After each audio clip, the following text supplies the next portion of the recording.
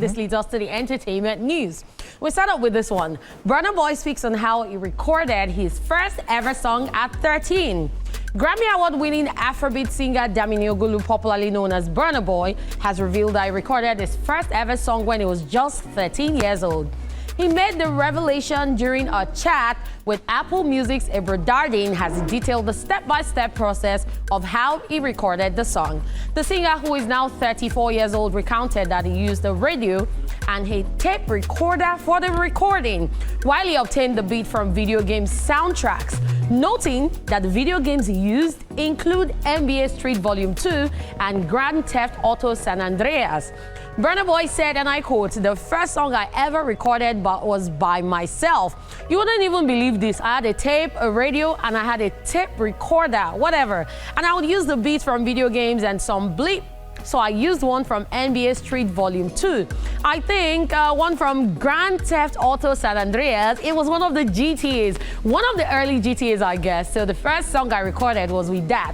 Playing that beat and then recording, and then, yeah, that's how it went." How old was I, man? I don't know, man. I can't remember. Yeah, around 13, end of quotes. In other news, Burna Ogulu, the mother and manager of Burna Boy, has revealed how she balances her dual role as a momagar. Speaking in a recent interview, she explained the challenges she faces juggling her responsibilities as a mother and a manager to one of the biggest music stars in Africa, while admitting that working with family can be challenging, especially when emotions clash with business decisions. However, she disclosed that one of the ways she keeps things balanced is by clearly separating her roles, saying, and I quote, "Yes, sometimes it's tough drawing the line between work and emotions, but I tell him, now your mom's talking, or I'm your manager, so yell at me." It helps us feel supported even in disagreement. Objectivity is hard, but with practice. Family extends beyond my kids. Now I have 40 kids on stage or touring with us, end of quote. Shedding more light on the dynamics of her roles, she explained that the early days were filled with sacrifices, saying, and I quote, "Before they couldn't pay me, I funded the music, read contracts, handled the admin. France is special because I speak French and took my kids on trips there. It became part of their lives. We saw rock music everywhere. Switching from manager to mom hat, easy. If I was just a mom, I would stay at home, but this is my job," end of quote.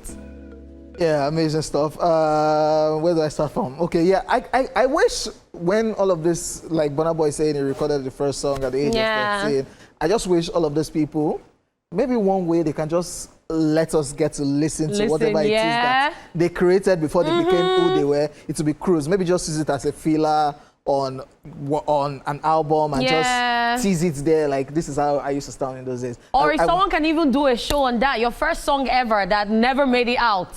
That would be a good show if they will. Yeah. So you have to get copyright and permission. Because some people are totally ashamed and they cannot imagine that they sounded like that or they did that when they were.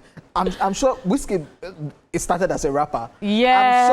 I'm sure that part of his life, it will be like never again. And he will not want people to even hear how he sounded as a rapper. That being said, I'm talking about the momager duty. That's Burna Boy's mom. Yep. I love their chemistry, and I love how they've been able to work it all out. And yeah, even though if Burna, your Pekin, they're very stubborn, because we can tell from how, if Burna Boy wants to speak his mind, how it goes on the social media app, Instagram or Snapchat, and before you know it, they immediately, Burna Boy is always, he speaks his mind at every given opportunity. And that's why they don't allow him access to those social media pages. When they allow him access, maybe he's doing Instagram live, blah, blah, blah, and they forget to log him out or whatsoever. They're always changing his password. Or they not collect it. That's when Burna Boy will know he wants to call out somebody. And when he's calling out somebody, somebody is deleting it. His sister is probably deleting the message. And he goes on Twitter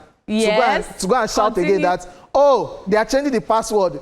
What's the name of his sister? Nisi, not Nisi, the other one. You will call the name of his sister like, I've forgotten her name. You are changing my password again. So I love that the chemistry and of course the love, the family just being around him. An instance about what you're talking about was recently when he used the no sign of weakness page. So it's even annoying. Aside his own Instagram social media pages, NSW TV, a page that was created for the promotion of the No Sign of Weakness album.